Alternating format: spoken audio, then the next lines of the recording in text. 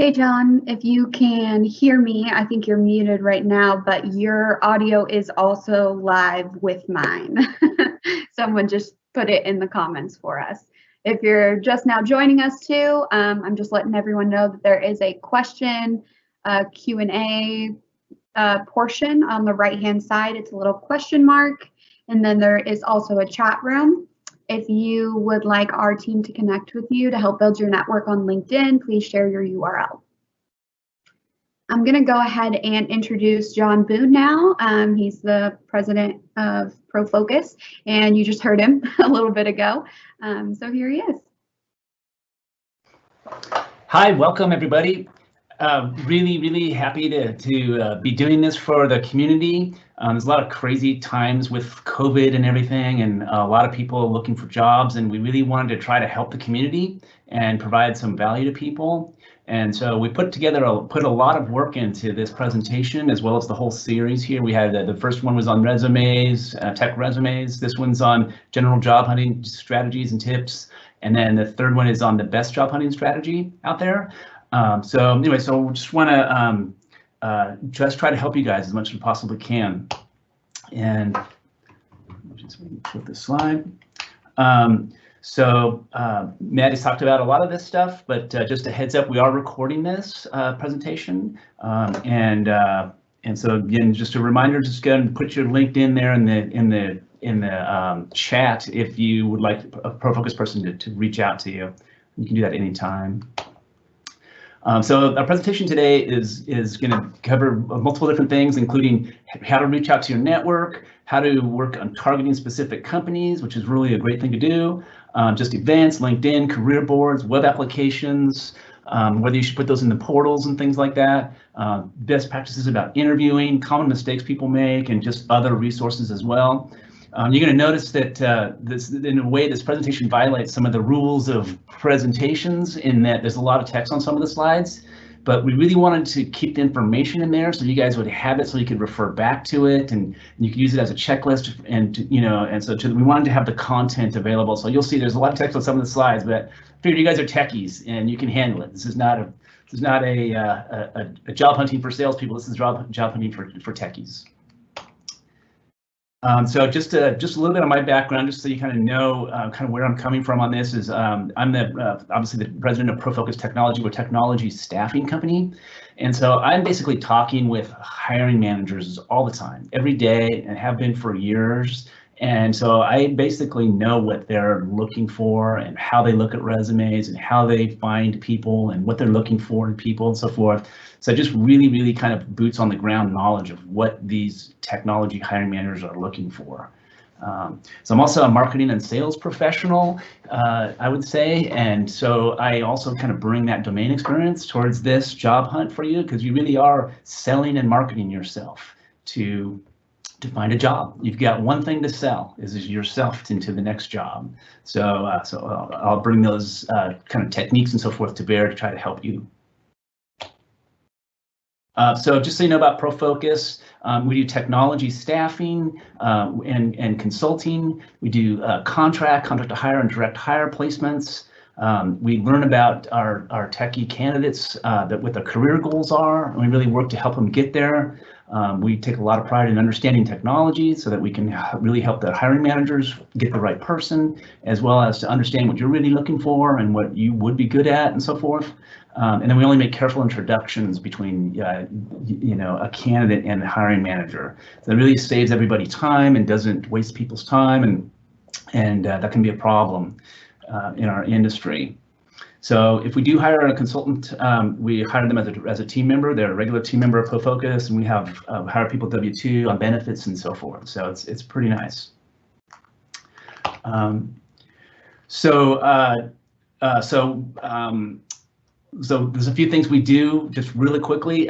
So once we learn your career goals and so forth, we can include you in our job radar program, which is where we basically keep an eye out for opportunities for you over time, regardless of whether we have something open right now. And then we would be able to create introductions for you to managers and get you actually set up interviews for you. And then if you do get an interview, then we prepare you for the interview, make sure you have everything you need. We help you negotiate higher pay, and then we even support you in your new role. And maybe you have a challenge or a problem, we can work with the manager, and then just help you advance your career over time. So that's kind of the things we do for our candidate clients. So kind of getting into the content of the presentation, the first major thing that we all want to do is reach out to our network, right? We've all heard about this, reach out to your network. And so I wanted to give you some really brass tacks, kind of best practices about how to reach out to your network. And think about everybody you've ever worked with, all your former colleagues, and it doesn't have to be a techie. It could be you might have worked with someone in the finance department, or you might have worked with someone in sales, or just anybody you've worked with in your previous companies who basically you got to know, who know how good a job you do and things like that. Those people can all be in your network. Of course, your former managers are really, really good ones. And don't forget your friends who really want to help you out and are good ones. You get family connections and industry contacts, aunts and uncles and grandparents just really want to help. They really would love to introduce you to someone they know. So you'd be surprised as well. I was surprised that my mom gave me an introduction, and I'm like, yeah, Mom, thanks. But sure enough, it was a good contact. So here's a LinkedIn message. So if you could just go to any of those people and say, what do you say? Gosh, what do I say? And this is a good template you could say. This is a message to John, John Boone. So as to say, how are you? I'm in the market for a new job, and I thought of you. I wonder if you know any managers who might need a senior software engineer with AWS experience. That would be me in this scenario. And I've attached my resume here, and please feel free to share it. So just reach out to people and reach out to a lot of different people. It's definitely the way to go. Are you seeing any questions, Maddie?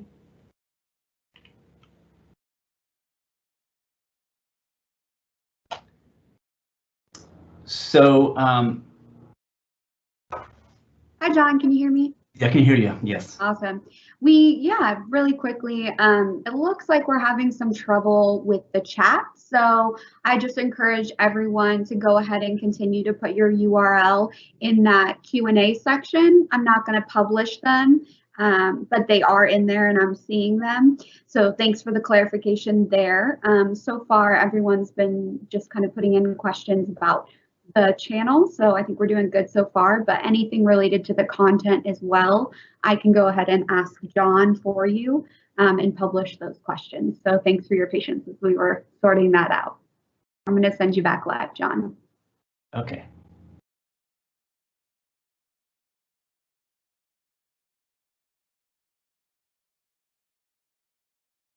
Am I live yet? Here we go. Great. So, one really important thing about the network, I talk to people all the time and they say, oh yes, I have reached out to my network. And the problem is that you have to really stay in touch with your network. And I think a good concept to think about this for us techies is a half-life. We all know about half-life with radioactive isotopes, right? So there's a half-life of an isotope of radioactive half-life.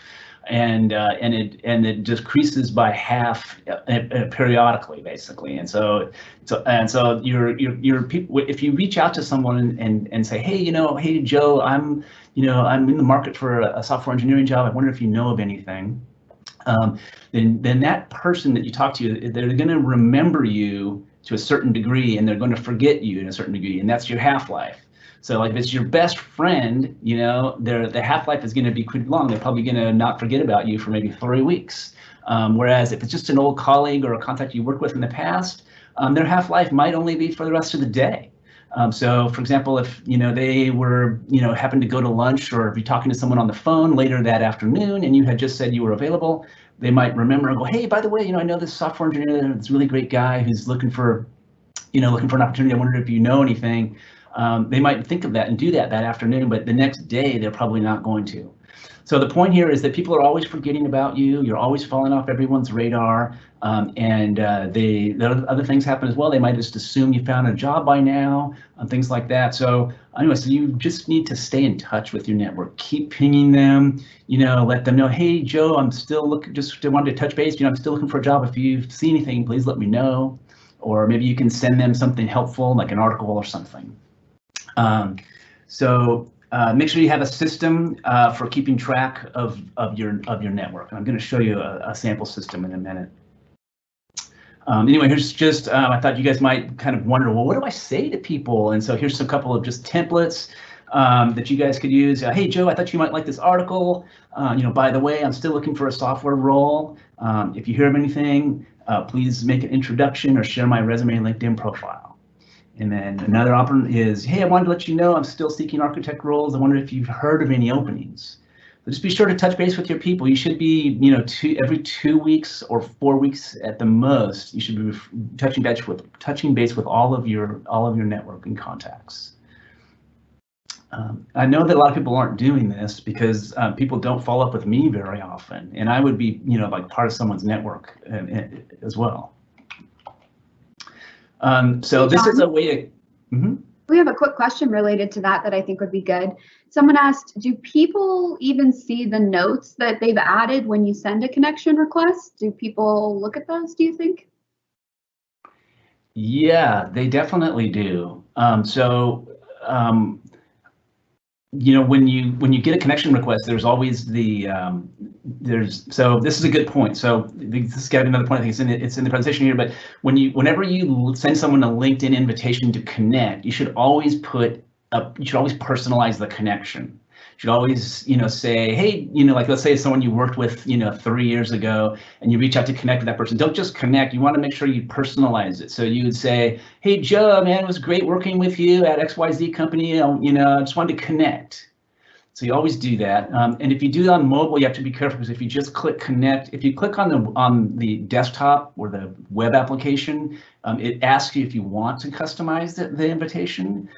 Whereas on mobile, it doesn't. It just sends it. On mobile, you have to click another series of clicks to personalize the invitation, which you can figure out. But people definitely see those, and they respond much higher, to that. So you should definitely do that. Thanks, John. That's super helpful. The other follow-up question related to LinkedIn is basically like, when should you stop? How many times should you touch base with someone in your network? You shouldn't stop till you get a job. In fact, even after that, you should let them know. You say, hey, like let's say you do find a job, then you'd want to let everyone in your network that you've been, communicating with, you let them know, hey, thank you for being helpful and answering my helpful in my job search. I just want to let you know I landed at XYZ company. I got this great job. So yeah, just keep it up. Keep touch with everybody. I think it's more of a question of frequency for your people, and so I would just like every 2 weeks, would be good. People don't mind getting these, like, would you be offended if someone was to say, hey, by the way, I'm still looking for a job, I wonder if just appreciate you keeping an eye out for me. You wouldn't be mad about that. And there's not that many people doing this either. So as we all know, I mean, if you think about it, how many of these emails have you gotten from friends and so forth? So don't worry about reaching out to people. Thanks, John. Okay, so going on, this is this slide shows a system where you can keep track of your network. Each of these, this is just a simple Word document. You could use an Excel spreadsheet or something else, or you guys are techies, so you could program yourself a little application for this. But basically, like, this is Joe. This top one's Joe Stevens. He's in my network. I've got his email and his phone number here handy, and I'm just keeping track of what I've done with him. On 4/28, I sent him a LinkedIn message letting him know that I'm looking. And a couple days later, he replied. He'll keep me in mind. And then I sent him an updated resume, and then this was an opportunity to remind him. This is 4 days later. And then on 5/15, let him know that I'm still looking, gave him an update on my progress, asked if he knows any managers at other companies he could introduce me to. So I'm not going to go through all of these, but you kind of get the gist of this, that you can just kind of follow up with people, and you just kind of have a little reason to follow up. And let's see here. So I'm looking just at these.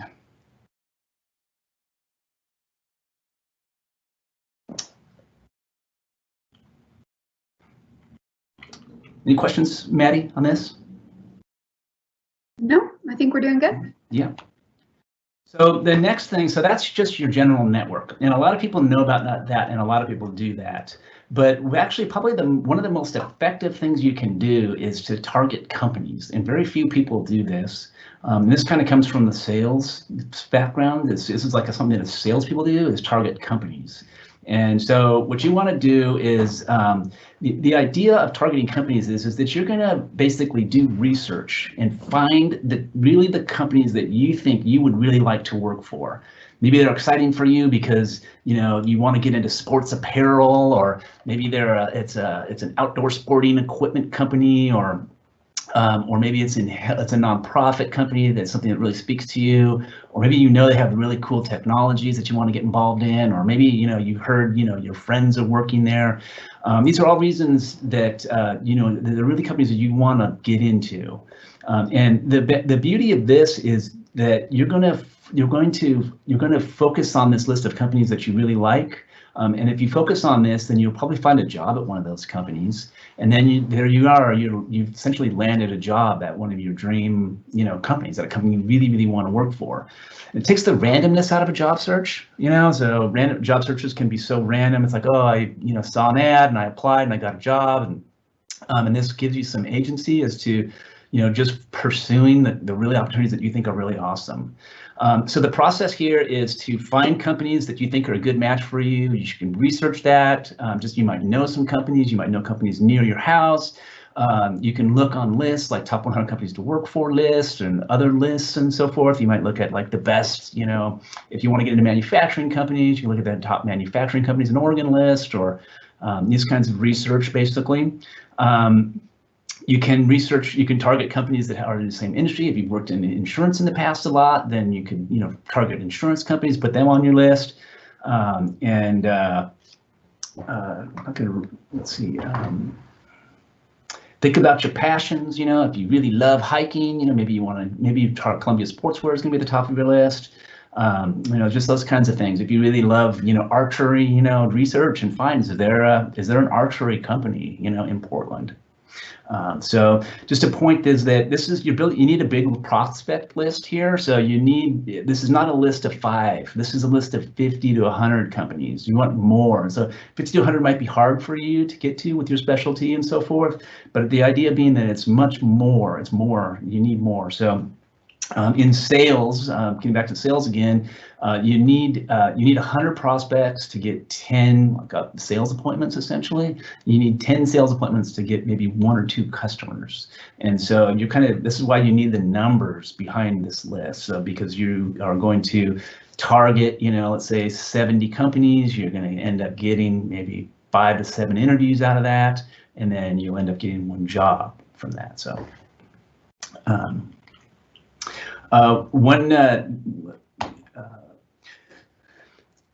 So how do you target these companies? So we made the list, right? We got this list, and then what you want to do is just go to the list, kind of prioritize them or however, and you just start at the top of the list. And so you're going to be spending time just focusing on this. So you just sit down and go, okay, I want to get into Columbia Sportswear.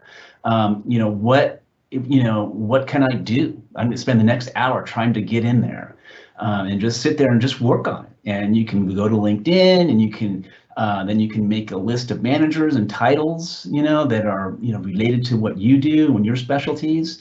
Then you could look on LinkedIn and see if you know anybody that works there, and if you do, then you reach out to them and say, hey, I really want to get into Columbia Sportswear. I was wondering if I could ask you a few questions. And then what you want to do is your main targets are the managers you'd report to, or to like 1 or 2 levels above them. So like if you're looking for like a business intelligence developer position, you would look for the BI manager and the director of analytics. And then maybe there's a VP of data and analytics as well. So those would be like the managers that you would really be homing in on. One thing you can do is if you do find a manager, you just open up their LinkedIn profile, and then you can look and you can see the people that you have connections with them. And so you'll be able to see, oh, Steve Smith, my friend has a connection with this person, and then you reach out to Steve and ask him if he knows them, maybe he introduce you. So then you can just go ahead and send LinkedIn connections to those managers that you find, and just include the note in your invitation. Hey, I noticed that you're in business intelligence, and that's my field also. It would be really good to be connected. This little simple little message, and then when they accept, you can just let them know. Say, hey, yeah, thanks for accepting my invitation. Just want to let you know I'm in the market for a new job, and I'm just wondering if you know of any managers that at Columbia Sportswear or elsewhere that are hiring for someone like me. And also, you can share your target list with people you know. You be able to email us out and say, hey, gosh, if you know any managers at any of these companies, then it'd be great if you could help me. That would be really nice. So what your objective is to have phone conversations, set up informational interviews, and set up interviews with these companies. So would you just go through, spend an hour on the first company, and then work, do all these things, then just go to the next one, spend an hour on the next company, go to the next one, spend an hour on the next company, you get to the bottom of the list, and you recycle, start at the top, and then work down again. So then you're spending multiple hours on each of these target companies. And this is how you end up landing a job in one of them. I'll bet you got some questions now, Maddie. I do have one. So how realistic do you think it is for someone like a project manager to be targeting their job search on only remote positions? I think this might be a theme as far as how the pandemic has affected job searching. Mm-hmm. I know that's an interesting question. We certainly could do it, so you could research, you could find jobs that are advertised as remote. And I think if you just search like remote project management jobs, it would be a really good way to find those, and different searching methods basically, but searching for those keywords. We all know that more companies are going to be, doing more remote work. It's basically a trend. I think that almost all companies are going to have much more remote work than they used to. I think a lot of companies are going to have, one of the trends I've seen is they're going to have more like less time in the office, maybe 3 days a week people will work remotely. And so regarding project managers working remotely, I think there's going to be more of those opportunities. But I honestly can't really say whether you should focus your entire effort on that or not. To be honest with you, certainly much more possible now than ever before. Yeah, and I would try if you really, really want to do it. Thanks, Sean. Yep. Another question is when is it a good time to ask for a voice or video call with your network? Yeah, so right now this is your network, right? Not the targeted company. So you should, in general, always be essentially. So, that you're always going to be better off talking to your friends and things than you would be in just sending them an email. So let's just say, let's use an example of someone that you worked with 5 years ago. You did a good job with them. You guys were on a team. You were a strong player, so were they. And and so if you were just to email that person and say, hey, I'm looking for another job, they'd probably read it, and your half-life on that is going to be like 1 hour. But if you call them and say, hey, gosh, it was really, we haven't talked in 5 years, but I wanted to reach out and say hi, see how you're doing and so forth, and let you know that I'm looking for another job. And then they go, oh, wow. And then so you'd essentially chat, you'd catch up on stuff. You could reminisce about the old company a little bit. And then they'd probably, I'm sure you'd end up talking about what you're looking for, and you could ask them if they know anybody. So generally, it's just going to be much, much more effective to talk to people. And so you just want to do it with everybody as much as you can. Awesome. People want to talk to you, by the way. That person you worked with 5 years ago, they want to chat with you. They really do. Another quick question was just kind of about being more stealthy in your search, because people who don't pay for, I forget what it's called on LinkedIn, but a different version of LinkedIn, where it says that every time you view someone's profile, it tells them. Should people be worried about that, or is that a good thing? Yeah, so no, you shouldn't worry about that. I know it's funny. So if people, Yeah, don't give that a second thought. So first of all, people are always looking at other people's profiles, and you know, people aren't really watching that closely. Like, you know, you may see that on yours, but like a manager, you know, a business intelligence at Columbia Sportswear, people are looking at their profiles all day long, and so they're not even gonna be looking to see who's looking at their profile. In fact, they have to be a paid member to really see who's looking at their profile too.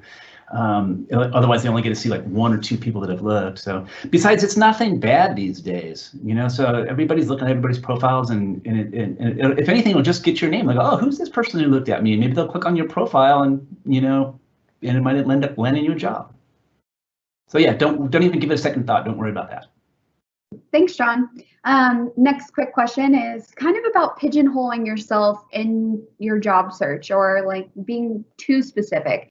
I see on here people are really worried about the current economic and employment climate, and how can they still target jobs but remain flexible enough to respond to the change and adapt as necessary? Yeah, that's interesting. Yeah, you know, it's interesting that this job market, the specialists seems like the ones that are getting the job opportunities are for right now, the more specialized things, and the people that are landing the jobs are the ones that are more specialized in whatever it is. So I would try to stick with your specialties unless you think your specialty is a problem for some reason. But you know, you're strongest in your specialty, and that's what you want to be right now. So, but you can, you know, there are different things, you know, when you know, with your resume, you can kind of tweak your resume a little bit, or you can send, you know, like a classic example would be a business analyst and a project manager. Some people can go both ways on that. And so that you could have a resume that slants a little bit towards project manager, and another one that slants towards business analyst, and you know, just share the appropriate one at that time. But just being all things to all people is not really a good way to go. But by the way, all the techniques that we've talked here about the networking and the targeting companies is much better. You're going to be way better off in getting one of those types of jobs where you get hired for something, but maybe something you haven't had all the experience in. So, for example, let's say you call your friend at a company, and he gets you to talk with the manager. There's much more chance that you're going to be able to get, like, you know, I don't know. Let's just say you're a database. I don't know. Let's say you're a systems administrator, you know, and they've got like a Salesforce administrator role open, but you don't have any Salesforce experience. Well, if they're just looking at resumes, you wouldn't even get interviewed, because they're going to probably just, you know, find resumes, and they're going to find somebody with Salesforce administration experience, and they're going to hire them. But if your networking got you in, then you'd be talking to the manager, and then you'd be able to explain to them, oh yeah, no, I could learn that, no problem. And then that way you come in. So using these techniques would help you deal with those issues of specialization also. Awesome, John. I have one more relevant question, and then I think we can move on for a bit. Can you just name off a couple of the specializations that might be really hot on the market right now? Yeah, I know, that's interesting. Yeah, it's been so weird. It's been so specialized. We've got Android framework engineers. We've got vision engineers. We do have a Dynamics CRM administrator. We've got a database administrator, developer, a Postgres database developer and administrator, and they're all so specific. But yeah, I mean, the software engineers are usually good. You know, the software engineering with AWS or with Azure. The React is hot. iOS is hot. Data analysts, Power BI. We've got 2 job orders. Awesome. So I hope that answers your question, but it's a tough one. It seems like there's a lot of really specific things right now. Definitely the software engineer types, I would say, probably the strongest thing.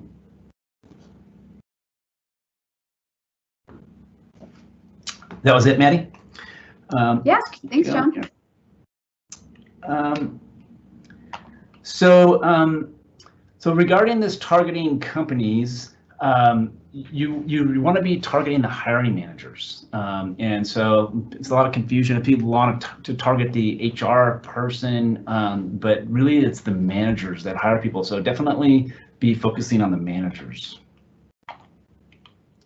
This is another sample of that tracking that we did that we had it for the network. So this is the target company tracking. As you can see here, I've got 2 companies so far on this list, or that you can see. It was the XYZ company and ABC Technologies. And then I've researched and found these contacts like Joe Smith, the VP of Engineering. And then I've just got the similar system here where I've got the date on 5/1. I sent him a LinkedIn invitation.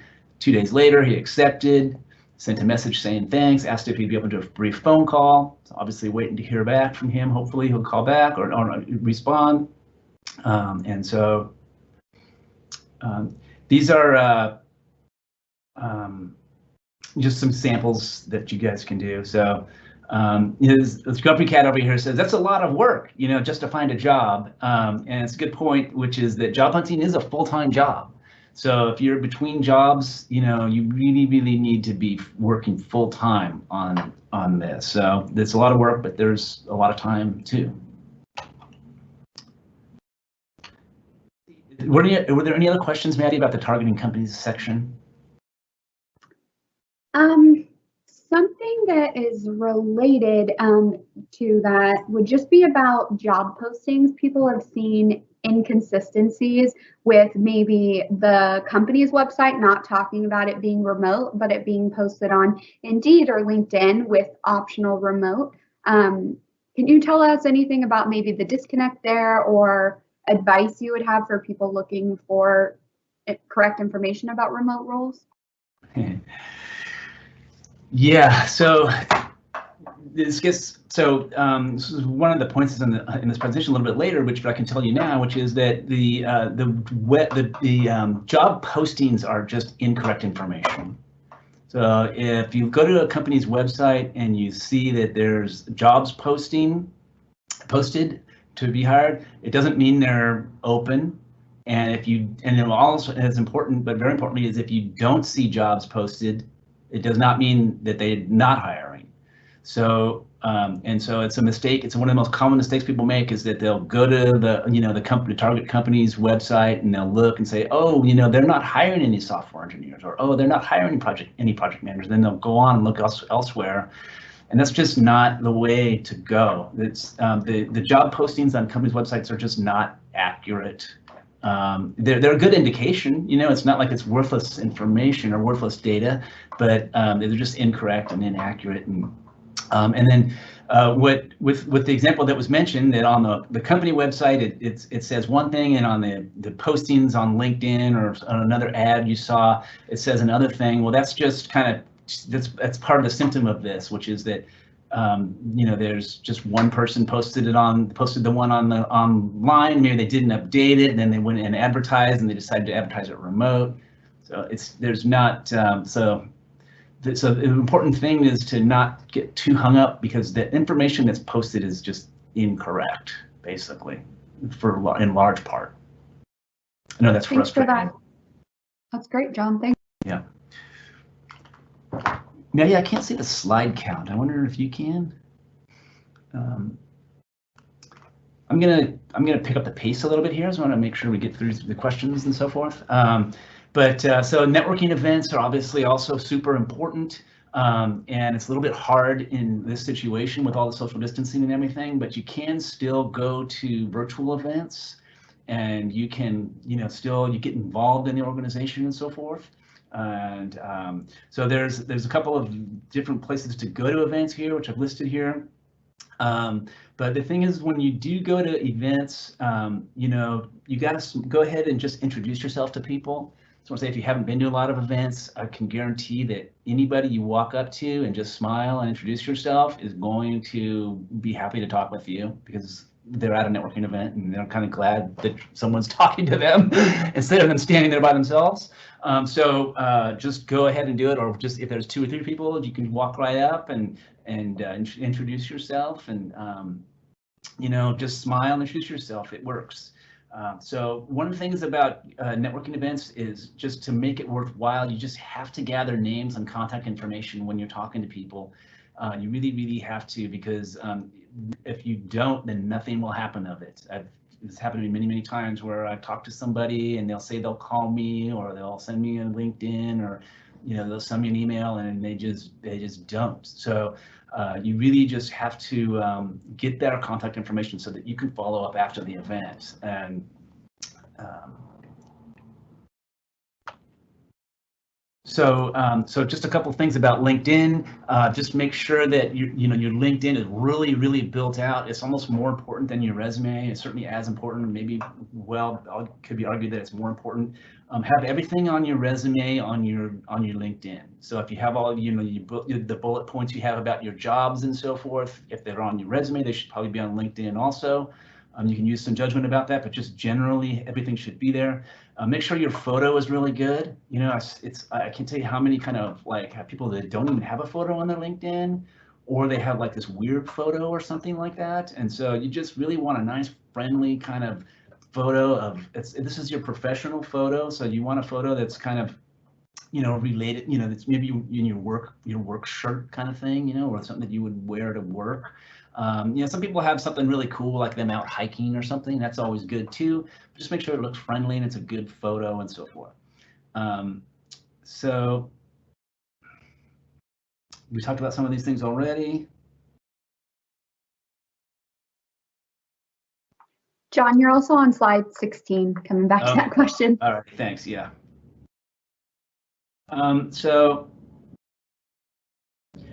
So you can, so there's also a lot of good jobs listed on LinkedIn. So LinkedIn is a good place to find jobs listed. And so when you do that, you can go ahead and, engage with the person who's posted that job listing, that job ad. And then you can also find the managers and so forth at those companies as well. Another tip is to put open to opportunities on your LinkedIn profile. You see this area up here at the top, this white bar is a snip from a LinkedIn profile that I found online. This person basically says open to opportunities. As you can see here, this is right under their photo would be right above this. I didn't include their photo for their privacy since I didn't get their permission or anything. But you can see here that open to opportunities is something, and then a lot of people search for that. So like if you search LinkedIn for software engineers open to opportunities, then you probably find this person's profile, for example. So you want to make sure you put that on your profile. So yeah, if you really want to get some action, put your resume on Dice, Monster, Career Builder, and Indeed. There's just a lot of recruiters out there that are watching those, and it's good to post your resume too. You'll end up getting a lot of you kind of get swamped sometimes, with recruiters. Just like you get a lot of kind of spammy kind of recruiter stuff, where recruiters are just emailing everyone that posts, and that they might have a job that's not appropriate for you in a lot of cases. It's a little bit of the downside, but there's definitely, you can get some things that way. Once you identify a target company on LinkedIn, how do you find the most correct person to use as the contact? Mm-hmm. So remember, you want the person that you would report to, or like one or two levels up from that. So for example, if you were a project manager, then let's say let's say you're a project manager and you want to get into Columbia Sportswear, use that example again, then you would go to Columbia Sportswear and you would search for the business intelligence manager, you search for director business intelligence and then you would find the director, and maybe you search for manager. So you kind of hunt around and doing different searches to find the managers that essentially you think you probably would report to. And usually at companies, there's not a ton of the different ones, so at Nike would be different. There'd be a ton of different managers probably. Let's say if you were a Java developer, there'd be a lot of different managers, but in a lot of different things, there's not that many different places. So you can usually kind of home in and find, the right managers that way. So that's what you do. Thanks, John. That's how you find the right person. So there's not really just one person. So that's an important thing too. Is like it's not just one person. You could be reaching out to 5 or 10 people at one company. It would be nice if it was one person. It's like we feel that way, on the sales side too. Wouldn't it be simple if it was just one person? Then it would just make everybody's job more easy. But in reality, they're all different managers and they're all hiring, and they're all making their own really hiring decisions at the end of the day.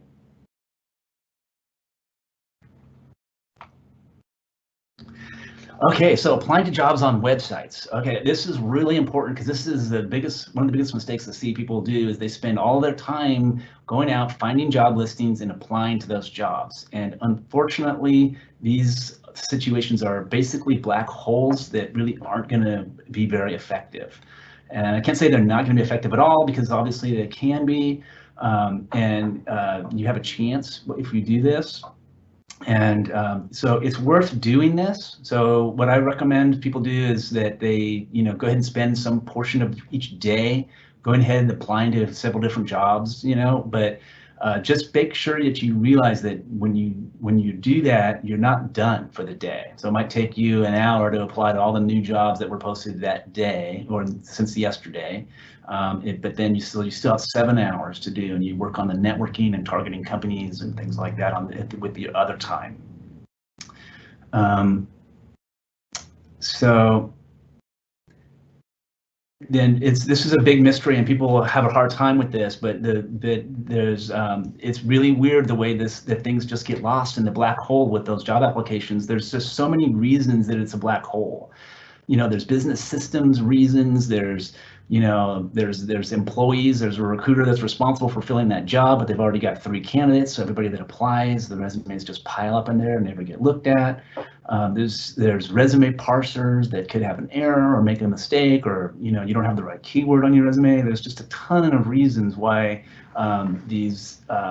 posting your job on websites is just not very effective. I imagine there's a question about this, Maddie. People usually have concerns about this because we're at the 15-minute mark.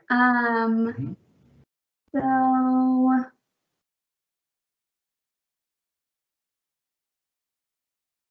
I guess one question in here we don't really necessarily have any questions about the websites that run on here. Let's keep going. Okay, let's keep going because we're running low on time. We'll do questions at the end. We're trying to leave room for questions. So I've talked a lot about talking to managers. HR people are good to talk to also. Just remember that not to spend all of your time on the HR channel. So you can spend some time on the HR channel, but you definitely want to be targeting the managers primarily. So the HR people can really help you out. So if you do try to engage with an HR person, think friendly. These people are people. More than anyone else, if you've ever been to a networking event with HR people, you'll just hear them talking. Everybody's talking and happy, introducing. Basically, you want to be really friendly, just be really nice to them, follow up with them, send them thank you notes, things like that. And just they'll help you. If you can get them on your side, they'll maybe walk your resume over to the manager, or they'll somehow get you an interview or something like that. So it can definitely be good. Be sure to, if you do talk to HR people, then just keep in touch with them. That half-life theory is very true for HR people. They're going to forget about you over the period of a week or 2 weeks or something, and you just say, hey, by the way, I'm still looking. They're kind of happy to help you. It's kind of their job. So about the interview. So I wanted to give you guys some tips, because once you do finally land an interview, it's really important. So just be really prepared. You've got to read their website, research the team, know everything you can about the company. And so just so that you're really, really ready to go. Be sure when you get there to just be really friendly and shake their hands. You want to make eye contact. You want to look interested and excited. Make it a conversation. One of the things I think is the biggest misunderstanding with regards to interviews is it's kind of like an interview. And what is an interview? An interview is someone asks questions, another person answers. Like question, answer. And really, what you want it to there is definitely a dynamic, but you want it to be a little more of a conversation, so that you they get to know you a little bit, and it's not just so robotic as question answer. They can ask you a question, you can answer, and then ask them a question back. You can chat about things in the middle of the interview, and so just more of a conversation definitely kind of breaks the ice and makes them like you more and so forth. Be sure to be upbeat and positive about your past experiences. The hiring managers really don't want to hear the ups and downs and the problems and past jobs and so forth. And so just really keep things positive. Make sure you've got some really good engaging questions, that you have in your pocket. They're probably going to ask you if you have any questions. So you're going to want to definitely have some, but you should also just have questions even if they don't ask. So if you can have some smart questions, that'd be great. So some samples here. And then be sure to follow up, so you can send an email thank you, or even better would be a note card, to mail a note card to them, which is kind of hard to do actually today. Nowadays, I'm just realizing, but definitely send them an email during COVID, and then when they're back in the office, you can send them a note card. Another thing is just to make sure you're not asking about pay, benefits, or any, or really bringing up any problems in the first interview. There's going to be plenty of time to talk about pay and benefits and things like that, and later on in the process. You don't need to bring those things up. So technical interview is another place that really trips people up, and so what the key thing here that I want to share is that this is a test of your working style as much as anything. Okay, so this isn't, the biggest misconception is that this is like a high school test where they give you the question and you have to answer it all by yourself in quiet solitude. So what you want, think about the technical interview as if you were like a collaborative team in that room, and you had this software project. So they say, okay, write a program that that alphabetizes the companies, in alphabetical order. That's what they want you to do. And so you want to think of it as like almost like that room is a team, and you're kind of in a little bit of a leadership position in solving this problem, but the team is there. So so there's oftentimes the information does not, they don't give you enough information to answer the question. They're really forcing you to see if you're collaborative, to see if you're asking questions, to see if you'll engage with them. So they want you, you can, if you can't solve the problem, you can brainstorm with the team about it. What are your thoughts about getting started? Just pretend you're in a working session with them.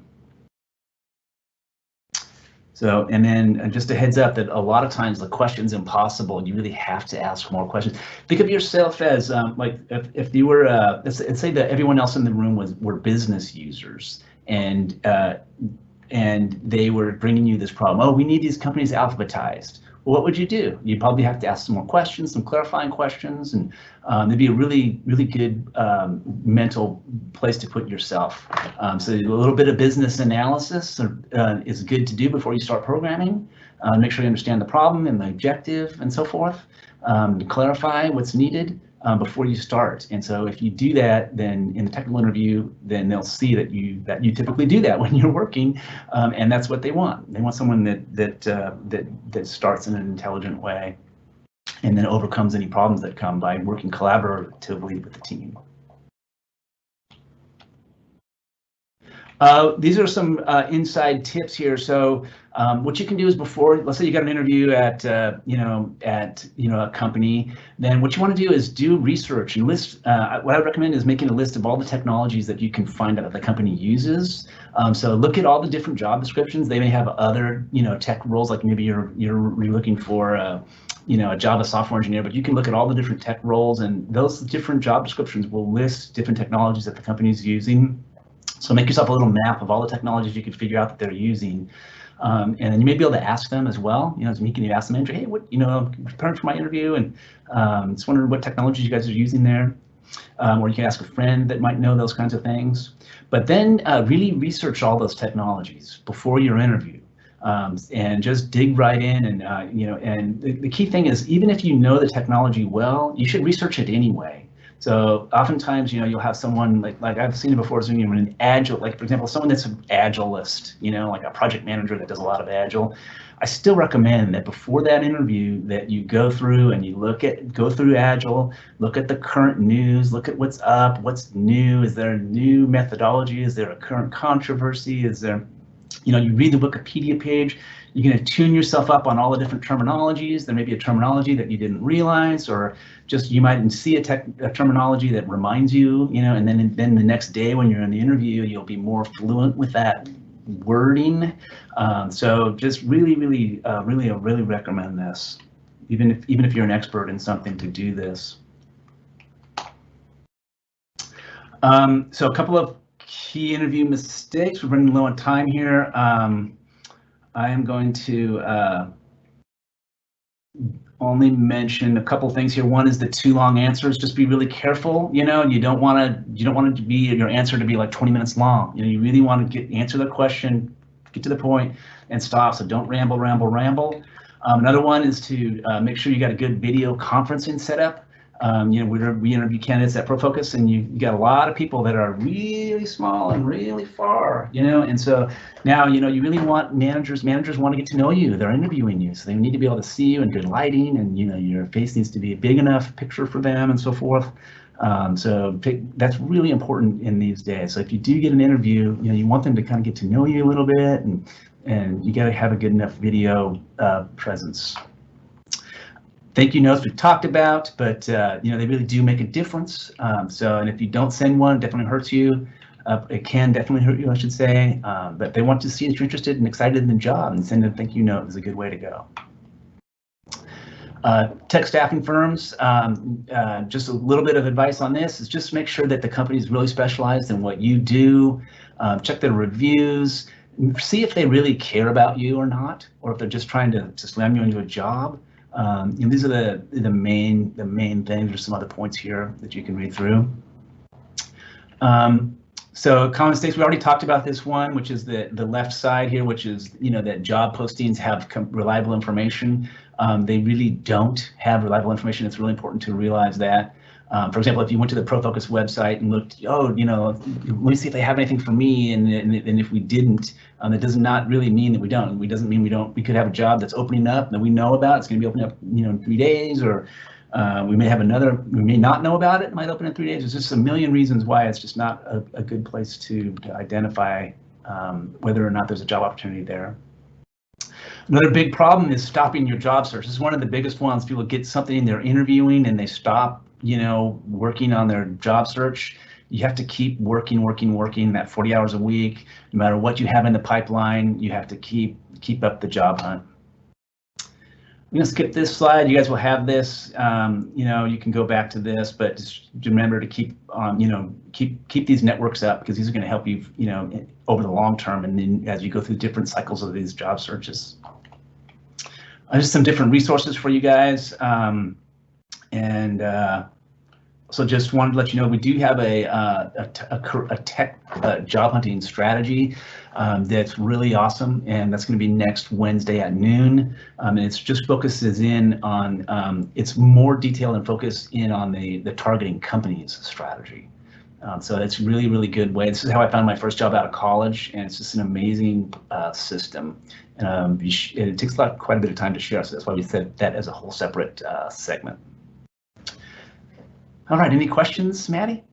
Yeah, thanks, Sean. You covered a lot really quickly, so I appreciate it. And I've said it a couple times, but we are going to be sharing the slides and the recording with you via Eventbrite after. So thanks, everyone. A couple of last questions. One of them was about cover letters. How important are cover letters when you're applying, or is just sending a resume enough to show your interest? Yeah, I know. It's a good question. I don't know. I would say, I think they're important. If they ask for them, they're important.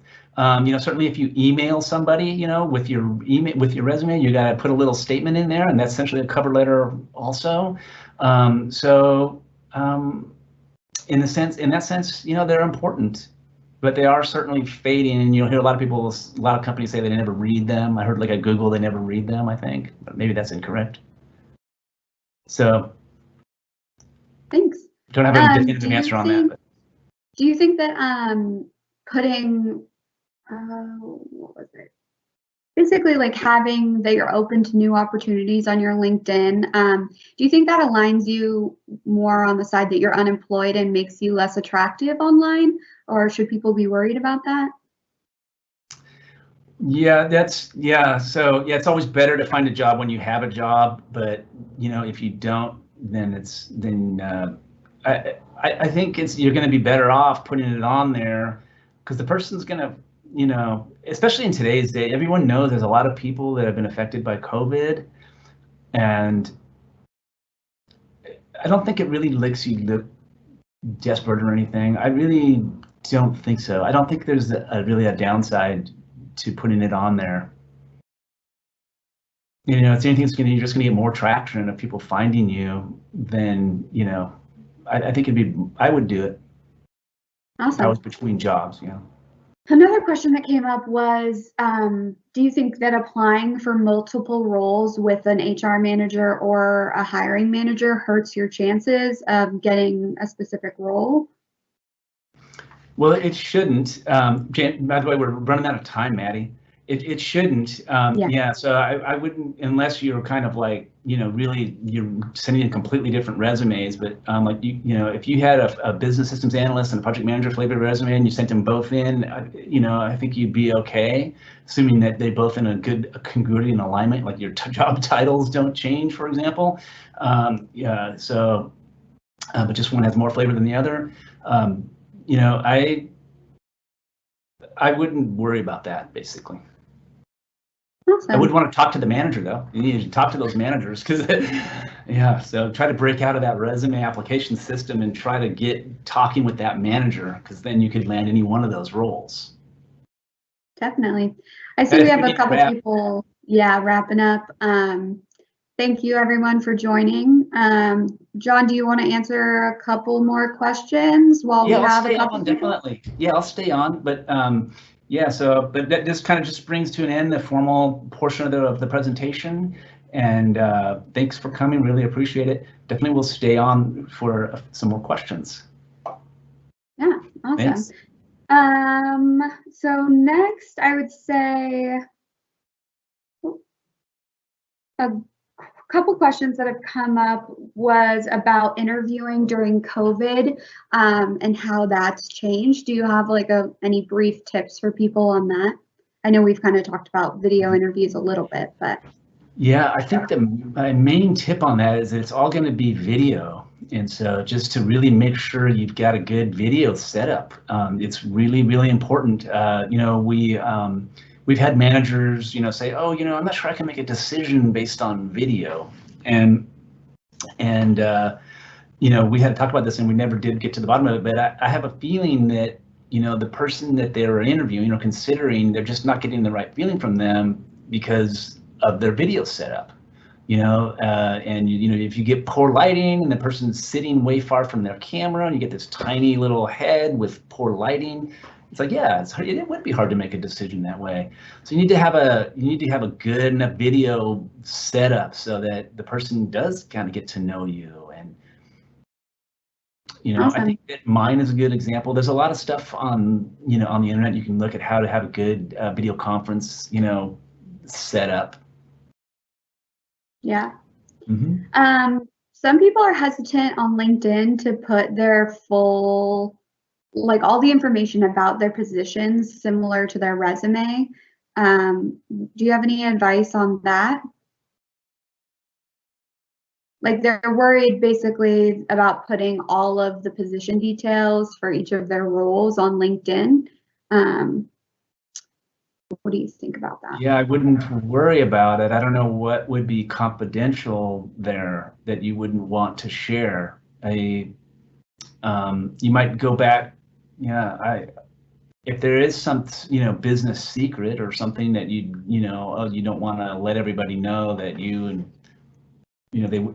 current company wouldn't want you to say something, then leave that off. But there shouldn't be much like that. I just don't know why it would be confidential. Yeah, definitely. For people who may have been laid off or are kind of in between roles right now, do you advise spending time and money to get additional training and certifications while they're job hunting? Yeah, so yeah, this would be good to do, and for a lot of reasons, right? It's a good chance to, get more training. And it's always good to develop yourself. Is it would be also good for, like if you're in an interview, for example, to say, well, what what do you do for learning? And you can talk about what you're doing right now for learning. That would be a positive thing. Definitely wouldn't hurt you. I would just caution you that just to make sure you're keeping up essentially your full-time job hunt. So if you just do training, if you're not really, if you're not, you can't sacrifice the time it takes to do the job hunting, to do the training. Awesome. But yeah, definitely, those are definitely good things to do. I think we'll do one more before we wrap up, and that kind of covers all the topics that I've seen. But do you have any specific sites or just more specifics on how to find these target companies? Because it can be a little daunting to just randomly search for companies. Do you have any more specifics on that? Mm-hmm. Yeah, so I think the first thing is like just to get started, so like to worry, like try not to, like in other words, you just need to start essentially. You need to start your list, think of your first company, put it down, your second company. And the reason I say this is because the research is going to just kind of, there's not a magic bullet as to the research, but once you kind of get in this flow of starting to build your list, then you will reach out to a variety of different sources, and you'll see that list will magically populate as you work on it. But there are a couple of good ones that I can think of as the 100 best companies to work for in Oregon Business Magazine, Oregon Business Media's 100 best companies to work for. The Oregonian also has a best companies to work for list. And there's also a national ones, I think, for Fortune maybe, or Forbes and Inc. magazines. Kind of a lot of publications have these. And then I would look to the Business Journal Book of Lists, and the Business Journal Book of Lists is good. They'll have like the fastest growing private companies. They'll have the largest public companies. There's all these different lists. They have the insurance companies, they have the manufacturing companies, they have the staffing companies, they have this, that, the other thing. So you might, those are paid, so you might not want to have to pay for like a subscription to get that, but I think your local library would have that. And local libraries have these, you can get with your library card, essentially you can see all these things, and the librarian would help you, I'm sure, figure this out, but that'd be a way to get a hold of those lists. And then I would just, think about, again, go back to your passions and what do you want to do? So if you want to work in nonprofit healthcare, then you just start researching that. You could Google just that, or you could find one company and then that's another thing, and talk to somebody there and have them give you advice. Another way to build your list is all of your network. Say you reach out to your network and you could ask them, hey, I'm building up a list of my target companies. I'm wondering if you know any really great companies in town that are using React, and then because that's your specialty. And then you could like build up your list with like that too. So essentially it's just to get started and going and hunting and just work on it, and it will magically come together for you. Awesome, John. Those are really great resources. I think that pretty much wraps up most of the questions. If we didn't get to your question, I'm going to try to include the answers in this follow-up email that has the slides and the recording. So thanks, everyone. Bye.